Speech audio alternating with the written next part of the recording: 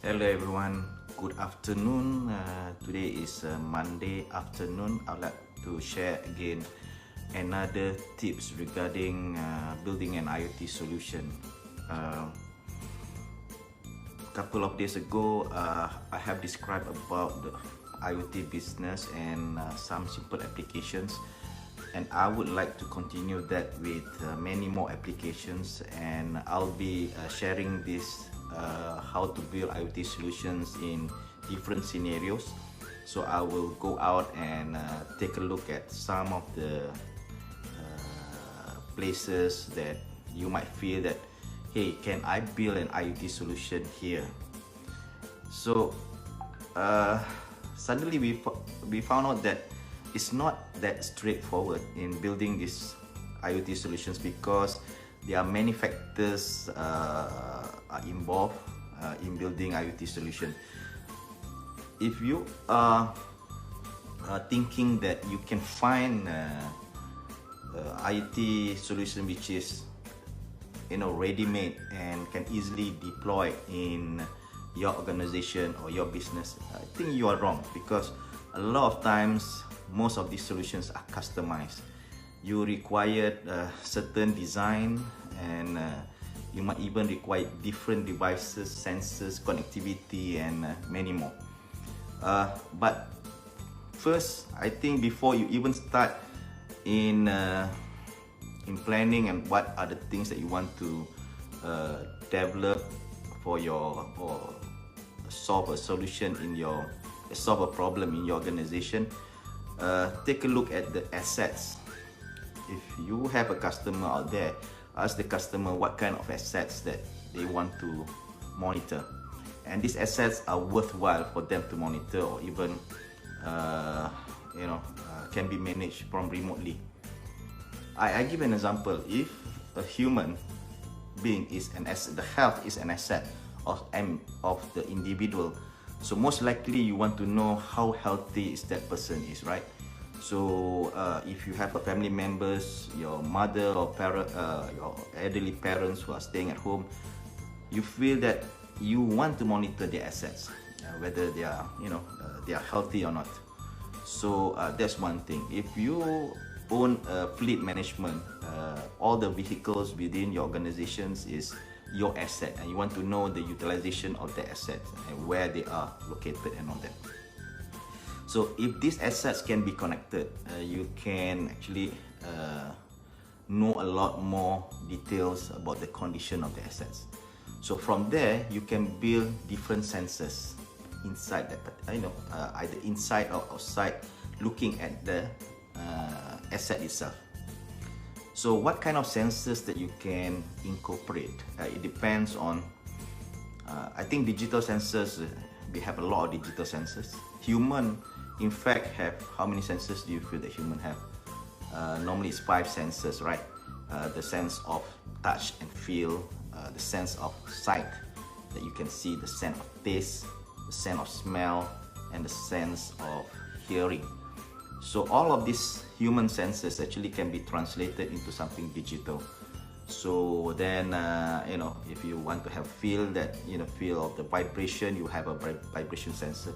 Feeling of heat, you have a heat sensor, and see the, uncomfortability, the comfort level, you might have humidity sensors. And if you want to have a, people looking at motion, is another motion sensors. You're looking at the side, the camera, and you might even have a microphone for hearing, to replace your ears as the, that listens to the sound and all that. So a lot of these sensors are in digital form at this point of time, and you can put that either inside the assets, or you can also put outside, or you can have a camera that looks into the asset itself. So these are the IoT sensors which you need to be, the sensors that which you need to be connected. And the most difficult part is that the application scenario, the location of that sensors is also very important. So for example, in building or underground, or even somewhere at the parking lot, so signals are able to be transmitted that easily between different walls. And if you're in the jungle, you know, the location is very far away, you might require different kind of connectivity. So define connectivity correctly in the first place, because that's important, because it also incur a lot of cost. So you might have sensors within the building that can be connected through Wi-Fi or Zigbee, and you might have a gateway that then it will send it out the data through the internet. So either through 2G, 3G, fixed line or fiber, so it doesn't matter. So plan carefully what kind of connectivity that you require, and also the battery, the energy. So how do you power up the sensors? So you might need to have smaller sensors, needs to be there, and you don't want to touch that sensors for months or years there. So you don't want to know, the only thing that you want to know is whether the sensors are still sending data or not. Otherwise, you might have sensors which have power most of the time, 24/7, so it must be near to power source. If you don't have that, you might need solar power. So from there, you have to find ways of how to send the data out. You might need a cloud where you want to store the data. So the middleware sits inside the cloud, will extract all this sensor information and be stored inside that cloud. So if your sensors have different protocols, then you might require a middleware that requires that able to connect and transmit and receive a certain data, a certain protocol which is standards. So from there, you must expose this data to your own developer so that they can create their own applications, take the data out and display on the dashboard. So if you take a look, most of these IoT solutions are always customized.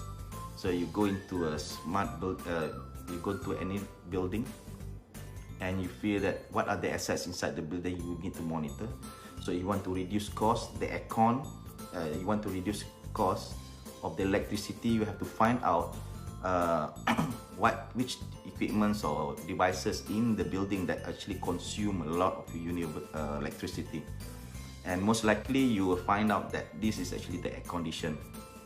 So why you want to waste a lot of the sensors to manage small power devices, which doesn't consume that much. So if you can reduce the consumption of, control the consumption of the air condition, it will reduce 90% of the whole cost. So that will save a lot. So the next question is that once we have built that, if there is a value and people willing to pay for the services, you have it. You actually strike a deal. You have solutions that can solve a problem and people are willing to pay for that. So you don't want to build a solutions which is so fancy, looks very nice, but nice to have, but people are still not willing to pay for that kind of services.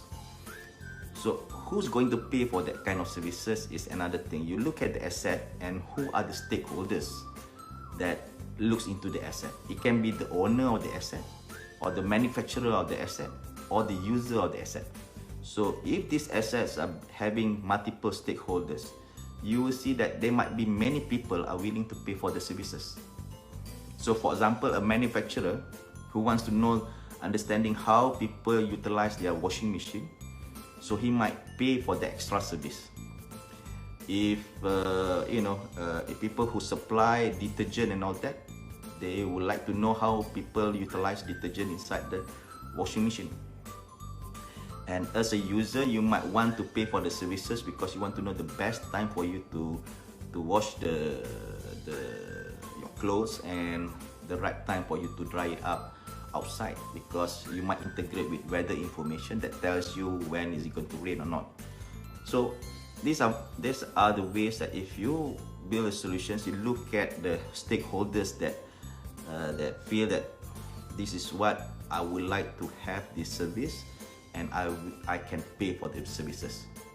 So without that, it doesn't make sense. It doesn't have a value it doesn't have that value that people are willing to pay for the services. So take a look at that model.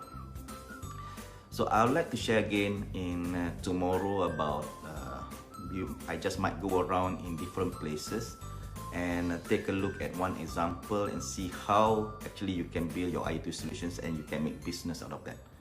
So thank you very much, guys. Bye.